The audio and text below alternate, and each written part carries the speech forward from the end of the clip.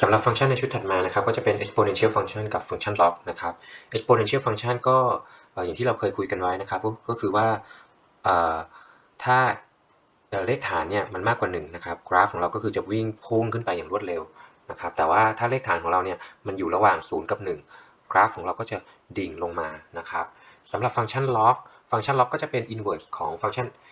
expo นะครับซึ่งฟังก์ชัน log เนี่ยก็ถ้าเกิดว่าเลขฐานมันมากกว่า1มันก็จะเป็นกราฟที่เพิ่มขึ้นนะครับคือ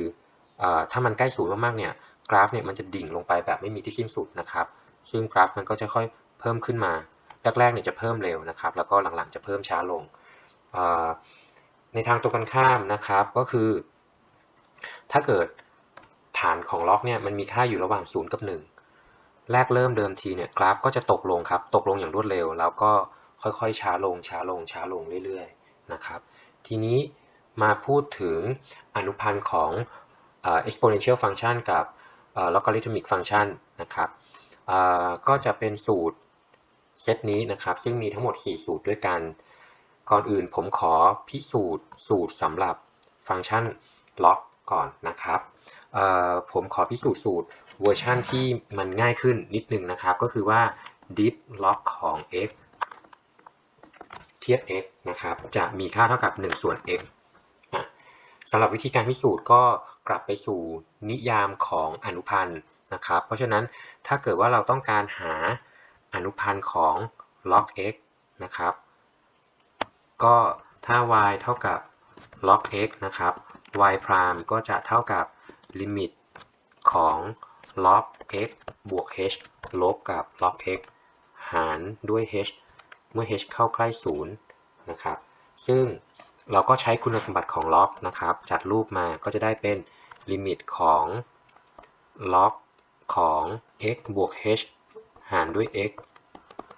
แล้วก็มี1ส่วน h คูณอยู่ข้างหน้านะครับเมื่อ h เข้าใกล้0ทีนี้เราก็ใช้คุณสมบัติของ log อีกเช่นกันครับเอาไอ้เจ้า1ส่วน h เนี่ยยกขึ้นไปเป็นเลขชี้กำลังนะเราก็จะได้กลายเป็นลิมิตของ log ของผมขออนุญาตหารนะครับเป็น1บวกกับ h ส่วน x ยกกำลัง1ส่วน h เมื่อ h เข้าใกล้0เนื่องจากว่าไอ้เจ้าตัว log เนี่ยมันเป็นฟังก์ชันที่มีความต่อเนื่องนะครับเพราะฉะนั้นเราก็สามารถ take limit ทะลุเข้ามาในฟังก์ชันที่ต่อเนื่องได้เลยนะก็จะได้เป็น log ของลิมิตของ1บวกกับ h ส่วน x ยกกำลัง1ส่วน h นะครับเมื่อ h เข้าใกล้0ผมขออนุญาตทิ้งไว้ให้พวกเราคิดเองนะครับว่าลิมิตเจ้าก้อนนี้นะครับมีค่าเท่ากับ e ยกกำลัง1ส่วน x นะครับใบ้ให้นิดนึงครับก็คือว่า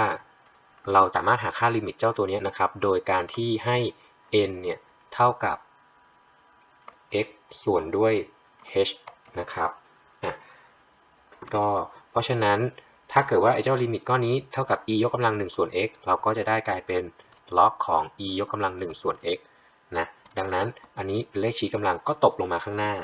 นะครับซึ่งก็จะได้เท่ากับ1ส่วน x คูณอยู่กับ log e ซึ่งก็มีค่าเท่ากับ1นะดังนั้น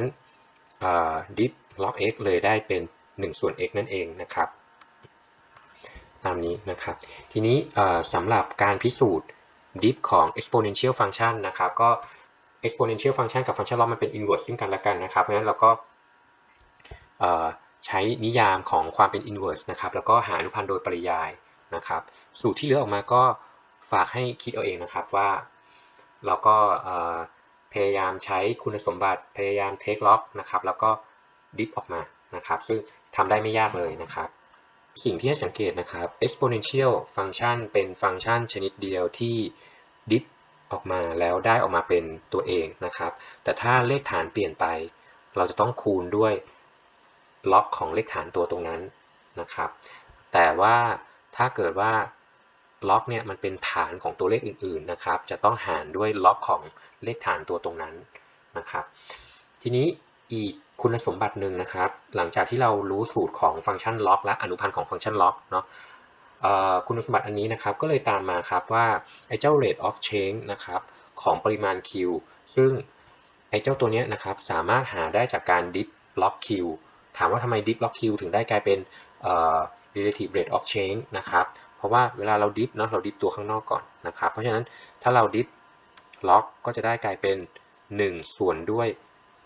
ตัวข้างในนั่นเองนะครับเสร็จแล้วเราก็ต้องดิฟลูกโซ่ถูกไหมครับซึ่งดิฟลูกโซ่ก็คือดิฟ q เทียบกับ x อีกทีหนึ่งซึ่งไอ้เจ้าดิฟ q เทียบ x เนี่ยนะครับมันก็คือ q พามนั่นเองนะครับแล้วก็ส่วนด้วย q เพราะฉะนั้นในการหาเจ้า relative rate of change นะครับของปริมาณ q เนี่ยก็คือสามารถหาได้จากการดิฟล็อกของปริมาณ q นั่นเอง